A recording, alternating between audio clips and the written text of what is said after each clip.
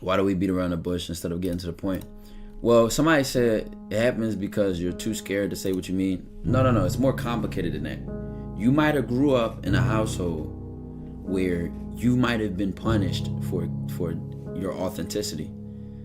You might have been rewarded for being a model child or a model person. Right from wrong. And then you started to fit into that.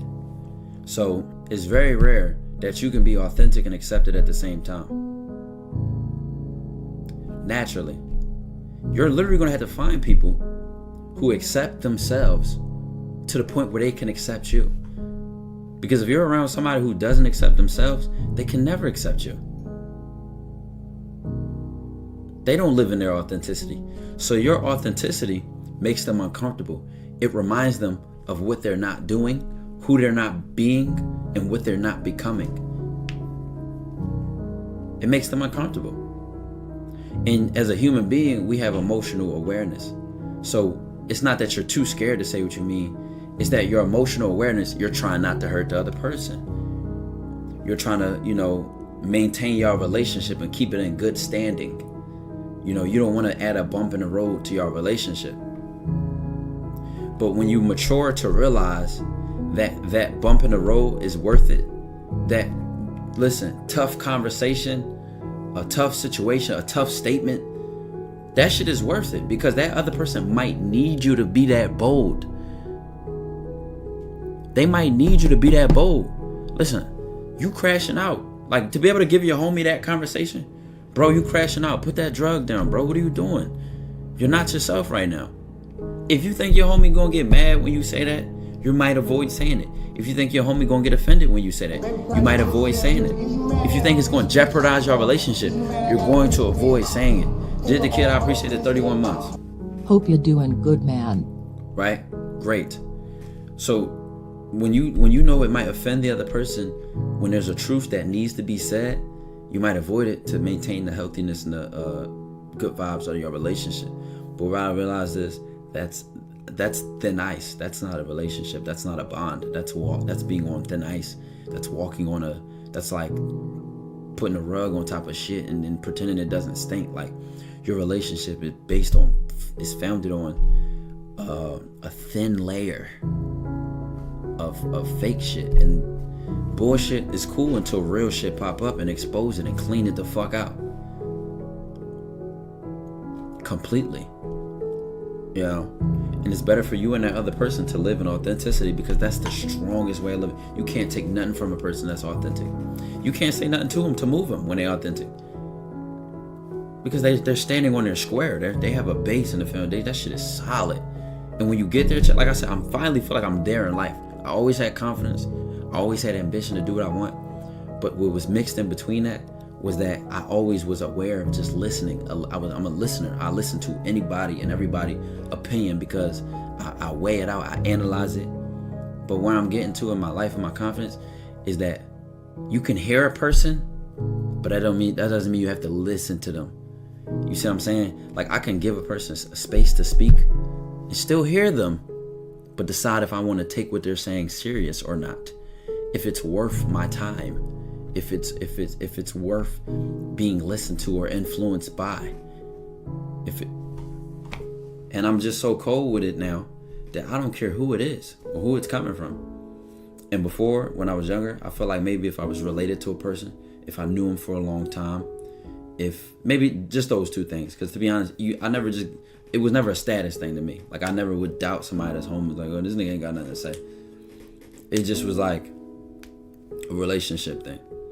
And now I'm just like so blunt with just the way I am in life and just how I'm living. It's just like something needs to be said, something needs to be addressed, and it has to be. It just is necessary. Everyone who we admire is a creative. Everyone. This is Marilyn Monroe, Michael Jackson to David Goggins. David Goggins, if you don't know who he is this ultra marathon runner. People say he's the toughest man on the planet. How is someone like that creative? He describes in his story that he was this overweight guy sitting on the couch, killing cockroaches at his workplace. And yet, he had this calling. He felt it above him that I can be like the world's toughest man. I could be this superstar athlete. And it was that imagination broke his everyday reality, and he was drawn to that vision. He created the guy who he became. In the same way, Michael Jackson, I never knew this, but there's a video of Michael Jackson talking about scripting where he writes down the person he's trying to be. He says, I will no longer be Michael Jackson, I will be MJ, I will be Magic, I will have a system to be the best person I could be. Like, he literally talked about it. He became that guy. He saw the vision and created it. The same thing with Marilyn Monroe in The Art of Seduction, where she had this voice that was super high pitched and it wasn't really attractive. And then she became this sex magnet. She would be in front of the mirror and rehearse to herself before a party, before an event, to go into character. Now you might be thinking, isn't that kind of fake? No, it's not.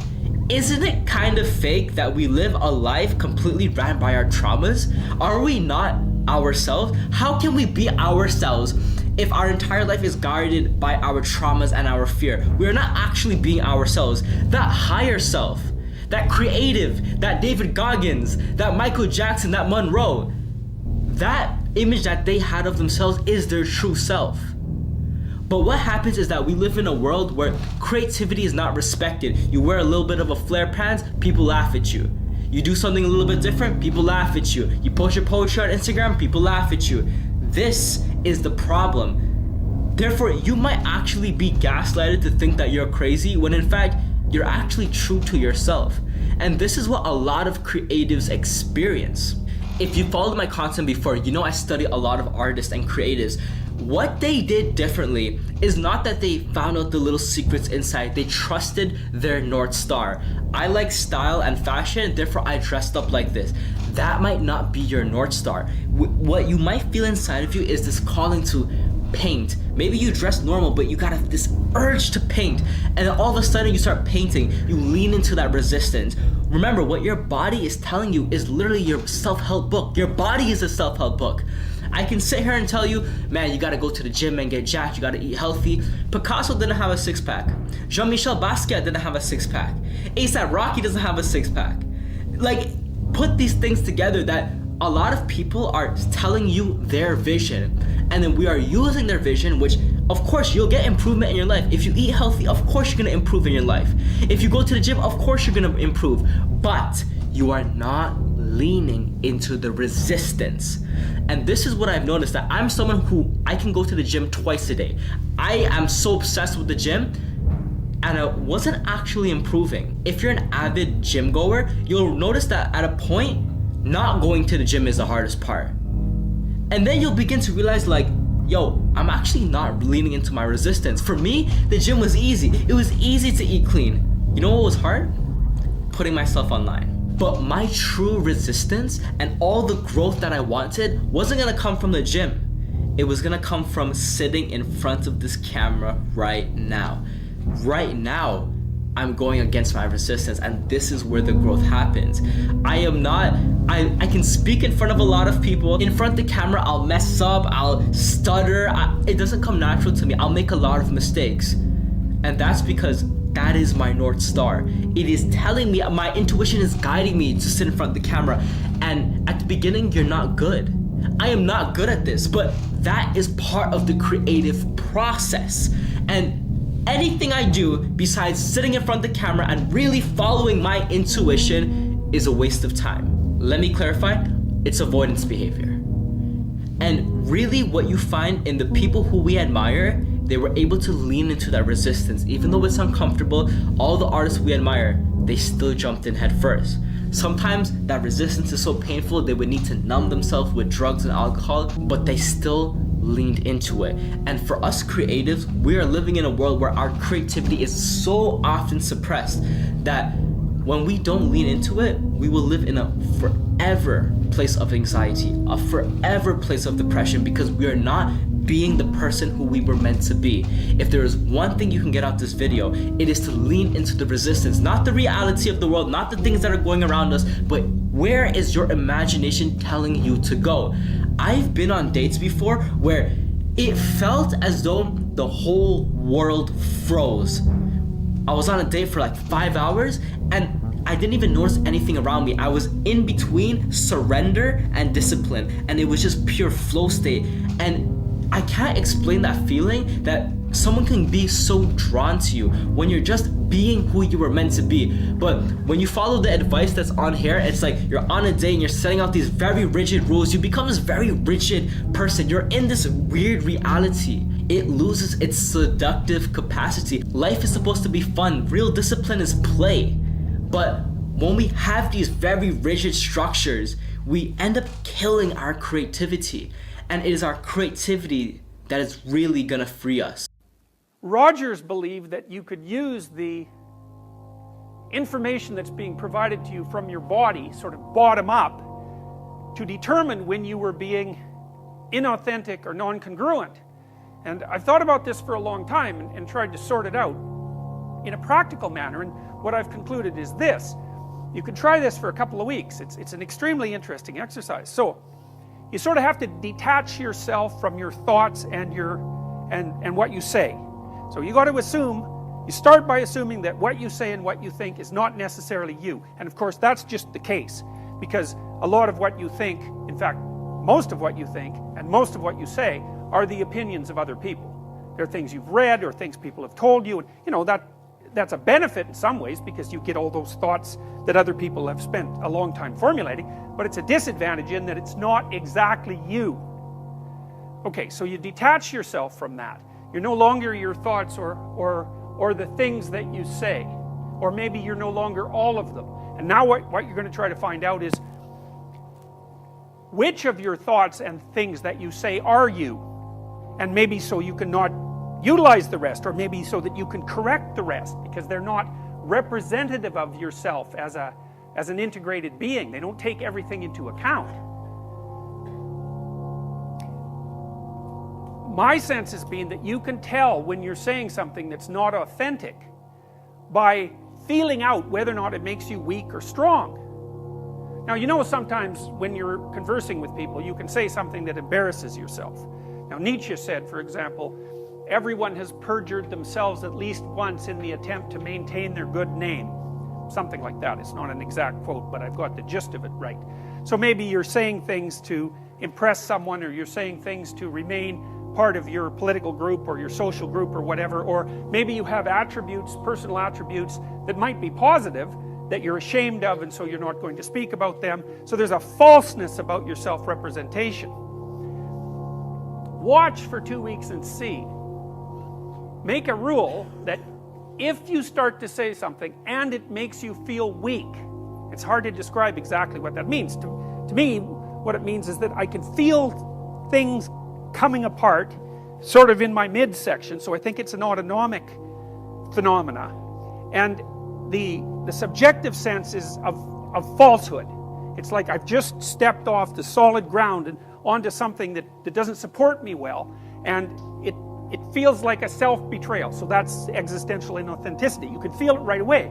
And then the rule is shut up if that happens. Stop talking, and then feel around and see if you can find some words that you can say in that situation that don't produce that sensation. And it's like, you see this played out in different forms of drama. So it's not all that obvious why a cliche is a bad thing, but a cliche is a bad thing in the same way that being possessed by the dead is a bad thing. It's like a cliche isn't you. It's something else. It's like the crowd. It's like the other. It's not living. It has nothing to do with you. And part of the reason that students use cliches is because it's easier than using your own genuine creative formulation. So you can just default to cliche use, but there's something more insidious than that, is that if you write an essay that's nothing but a string of cliches and you get criticized, then you're not being criticized. What's being criticized is the cliches, and you can hide behind that, and the part of you that's wise but treacherous thinks, well, the criticism doesn't really apply to me because, you know, I didn't really say what I thought. And then there's this kind of sense you get that you've gotten away with something, which is a terrible thing. So when I read undergraduate essays, what I see very frequently is, especially the first essays, just nothing but cliches. It's awful. It's dull. You can hardly stand reading it because there's nothing in it that's gripping or alive. And then maybe the second essay, you can see there's a layer of cliche, and then now and then the person will be brave enough to poke up a thought of their own. It'll just sort of poke up somewhere maybe in 3 pages in. It's like this little green shoot that's barely alive, and the person is brave enough to pop it up in the hope that, you know, maybe it won't get walloped down with a sledgehammer. And so one of the things I try to do is to point that out. It's like, look, you know, this is something, there's a real thought here. It's a real original thought. It's something that you have the right to, because it's derived from your own experience and your own knowledge, and you formulated it in an original and compelling way. But the problem with that is that if you get criticized for that, you're just going to pull right back into your shell, right? Because that hurts, because it's actually part of you that you've exposed, and that's a terrifying thing, to expose yourself like that. But it's an absolute prerequisite to genuine communication and thought. So the ancient Mesopotamians, I haven't got time to tell you this story. If you want to hear it, you can come to my Maps of Meaning class in your 4th year. But the ancient Mesopotamians had figured out 5,000 years ago or so that the highest god in the hierarchy of gods, so sort of like the highest value, or the thing that should be imitated most carefully, was a god whose head had eyes all the way around it, and who spoke magic words. And so the words he spoke could make the sun rise and make the sun set. Very, very powerful speaker. And the reason the Mesopotamians had figured this out to the degree they had was because they realized that the capacity to pay attention, which is the eyes, of course, because we really pay attention with our eyes, and then the capacity to speak properly is in fact the highest virtue. And so then you can check yourself, you can see, all you have to do is listen, like you would listen to someone else. And you have to feel, you think, do I actually believe that? Is that actually my thought? And really, I'll tell you, what you'll find is 95% of what you say has nothing to do with you. So it's quite shocking to do this, because you'll start to say something and you'll think, oh, that doesn't feel quite right. Like, it doesn't make me feel solid when I say it. There's something about that I'm subordinating myself to something or hiding in some way. It's very difficult to figure out exactly what you're doing. But you'll find out that almost everything that's abstractly represented, it has to be that way because you guys are all so young. So in some sense, you know way more than you can actually know, right? You've been taught all these things, but you don't know them. They're just in your head. In fact, they have you rather than the other way around. It's like Carl Jung said, people don't have ideas. Ideas have people. And that's something to really think about, because then you want to watch and see what ideas there are floating around in your head and start to figure out where they came from, because it's highly probable that they're controlling you, just like a marionette is controlled by the puppeteer. It's very, very similar. And a 2-year-old screams at a restaurant, the entire restaurant screams. Teach that kid how to act. We're all unpaid actors in some giant script that we didn't write. Simulation, a 2-year-old jumps on a coffee table and someone says, that's a coffee table, don't jump on that. So it went from being something that makes him feel like Superman, he's got his cape on, to something where he has to think about this person's like a family member he doesn't like anyway. He's 2 years old, he doesn't give about a coffee or a table. And he's starting to like calculate all these things. And by the time you're 40 years old, you've got a wall full of coffee tables calculating you into traffic, calculating you into your career choice, calculating you into this townhouse that's not quite as big as the townhouse next, and it just never works. You know, that's the simulation that I'm talking. That's what I mean when I say simulation. I think I understand what you're saying, but I might not. But also, you know, maybe people don't want the kid to get hurt jumping on the coffee table, you know, and we are too protective. We always don't want someone to get hurt.